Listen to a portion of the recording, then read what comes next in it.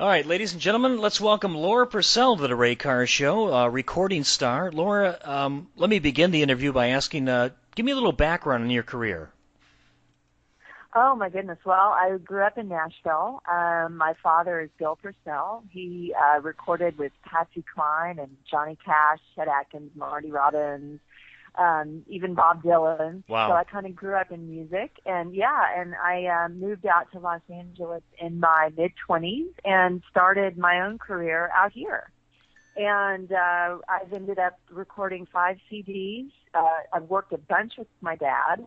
And this latest CD that I'm working on, which is called The Very Last Dance Paul Left in L.A., is actually a collaboration between me and my dad. So it's very special. What kind of music could we expect to hear on this new CD? Oh my gosh, it's a combination of country, jazz, and pop. It's not category. You can't put it in a single category. It's pleasant to the ears. It's easy listening, but it's dramatic. It has a lush string section. Beautiful arrangements written by my dad, and I think it's very cinematic. I think that's the best way to describe it. Have you had a chance to listen to it? No, I'm going to take that time after the interview, and what I like to do is I like to talk to the artist first, and then I like to listen to the music afterwards, so now I have a background. Sure. Yeah. Yeah. Well, you're going to hear some gorgeous string section.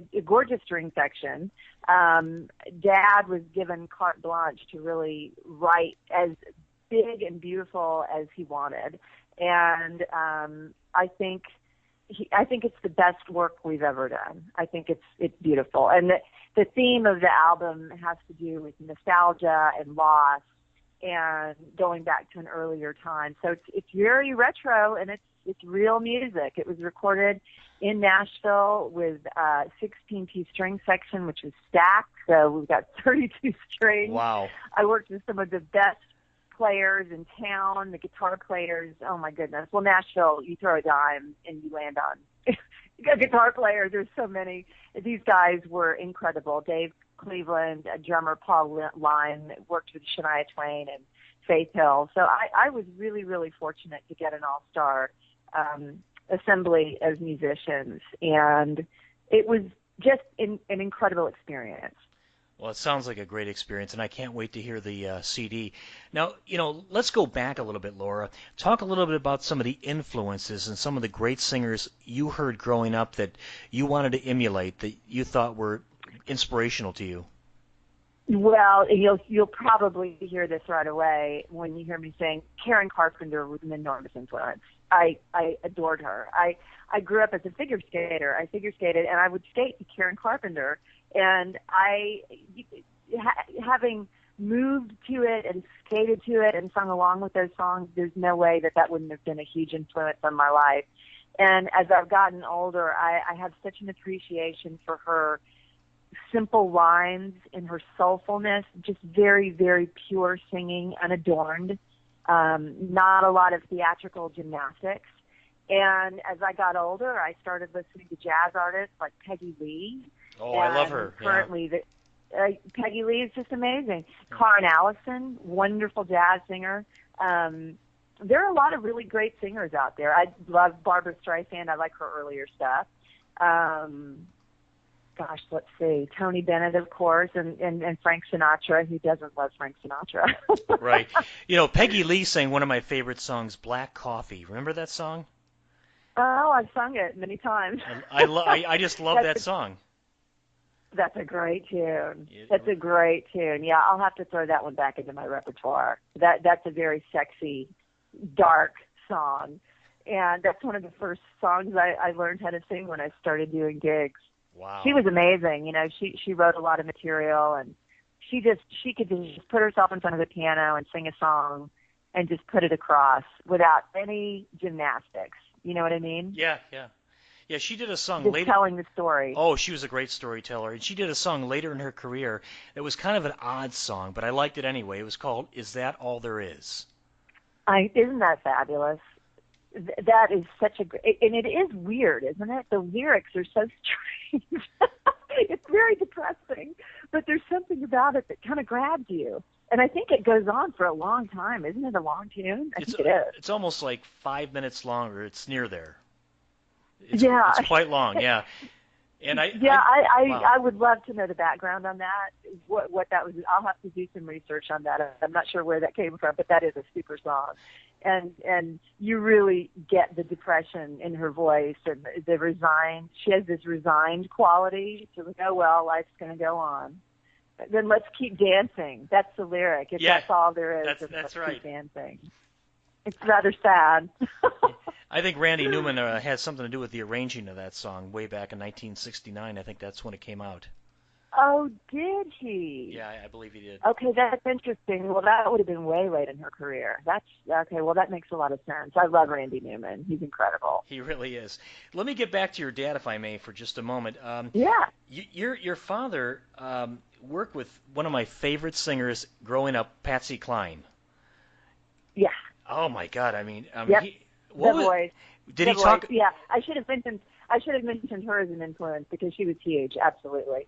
Yeah. Dad played on "I Fall to Pieces," Oh, "Sweet Dreams." God. He was on all that last batch of recordings that she did right before she was killed in that horrible plane crash. He was on all those sessions. Jeez. He played vibes. He played organ. Floyd Kramer played piano. So Dad got to know Patsy, pretty well. He was on 2 or 3 of her sessions. He did "Always," the Irving Berlin tune. If you look up my dad, Bill Pursell, on allmusic.com or Allmusic Guide, it'll all pop up. And he has done so many recordings that I don't think they've even cataloged them all. I don't think they're all online, but he really loved Patsy's voice. I think all the musicians who went into the studio with her were just really blown away. She was something else. She didn't sound like other singers back then, and she could put across a ballad like nobody's business, Although what's interesting is Dad said she didn't like doing the ballads.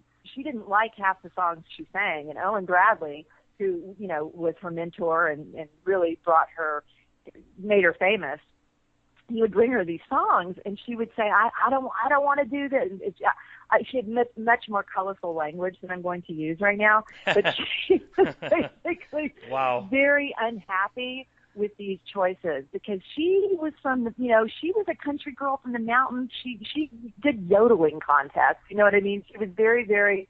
She came from a different background, world and background, and they really cleaned her up and gave her this polish and sheen, and she was all of a sudden she's this pop country balladeer, which is not how she saw herself. But the way she sang, I mean, Owen Bradley was right on. And he would always win. Eventually, he would take Patsy over to the piano and he'd say, "Patsy, come on, we talked about this. This is going to be a hit. This is a great song." And she would do it. Amazing. It really was. Just amazing. Yeah. And, her voice was so rich and strong. And you just, yeah. Even to this day, you listen to it and go, man, it doesn't matter if it came out in 1962 or 2014 or 15, it's still very relevant today. Oh, yeah. It's not dated. A voice like that is just timeless. She had that beautiful, throaty, deep resonance, that I think a lot of singers now don't have. And who knows? Did Patsy have any training? I don't think she did. No. I think she just did contests and that was just a God-given talent. And she had such a chemistry with Jim Reeves. I mean, Jim Reeves and her were just amazing together. Yeah. They really were. And she was a pistol. She was a firecracker. Dad said she was a hard woman. I could imagine. I could imagine what she was like. Quite hard. And, in Nashville back in those days, it was pretty conservative, and she would wear some outlandish clothes into the studio, and Dad would talk about her insane get-ups, and they would all kind of roll their eyes. They thought it was really funny. But she would open her mouth to sing, and boy, she owned it. The only other person he has been that effusive about was Dolly Parton, and he said, working with Dolly, she just, that's another one. You knew when you heard Dolly that was something different. She was just going to be a star. Yeah, she had that quality about her, absolutely. And so do you, Laura.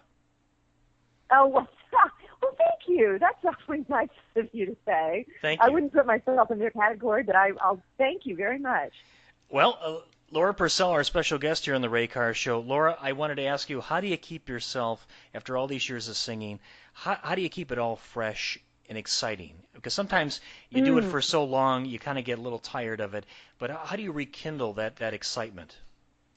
You rekindle it by continually learning new tunes.